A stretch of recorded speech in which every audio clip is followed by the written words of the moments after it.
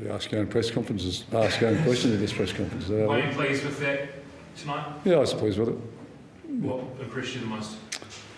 Oh, the way we kept them out of the game for most of the game. Yeah, just not something I think we've been good enough at. So I thought tonight, except the last 7 or 8 minutes coming into half time. But I thought before that and after that we're pretty good at restoring that 14-point lead or getting back out to a 14-point lead early in the second half with a couple of penalty goals. The message you gave them at half time? Oh, well, I didn't have to give them at half time.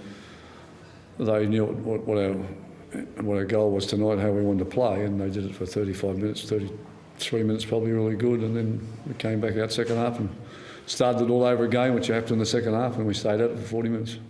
Different style of win from last week. Yeah, it was different. It was a different type of game. To these 2 wins in a row now, and with the Roosters going to give you confidence heading into the playoffs? Well, we're doing things right, a lot more things right than we're doing wrong. When we were going through a bit of a tough streak, it's always the reverse. You're not playing well and not doing things that you want to do. So, of course, you get confidence out of doing that. So, I couldn't be much happier going into where we've got to go now. The Roosters on the week on Thursday night, and then into the semi-finals. Just a thought waiting on Cameron Murray, who seems to be going from strength to strength this year. Yeah, well, he's he's not only good, but he's also consistent. He puts in a performance every week. Can't think of any bad performances he's had. I think he might have had one 2 weeks ago, actually.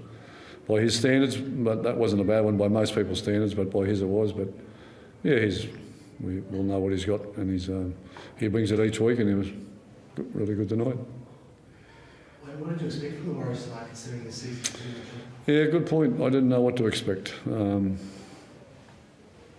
didn't really know.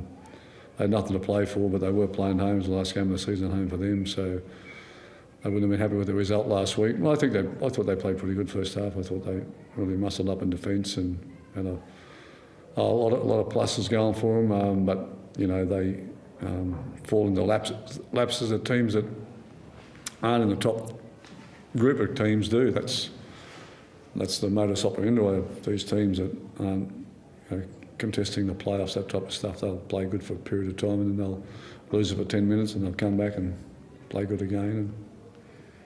It looks like it might be another rebuild here. What advice would you? Pardon? Looks like they're heading for another rebuild here. What advice would you give to Steve? I've got no advice to give you. You've got good staff here, you've got good people here. They'll work it out. Have you seen Cody Nicarima adjust to time over here?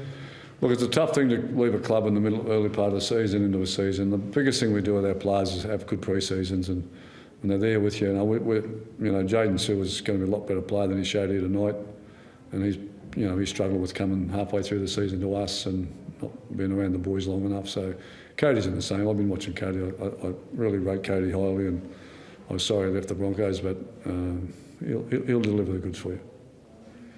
What was behind your move of Campbell Graham to the centres for this game? And do you think he's just out of players, mate? We just run out of players that can play positions. He is a centre, but we lost James Roberts. We've got Braden Burns has been out. He won't come back this year.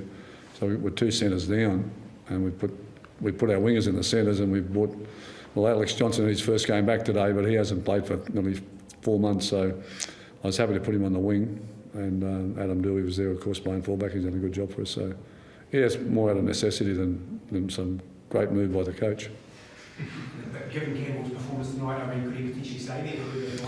Yeah, well, we've got to get through next week without James Roberts, so that's a decision I've got to make. And probably, he was very good tonight, so yeah, he'll get more confidence. He'll get confidence out of that.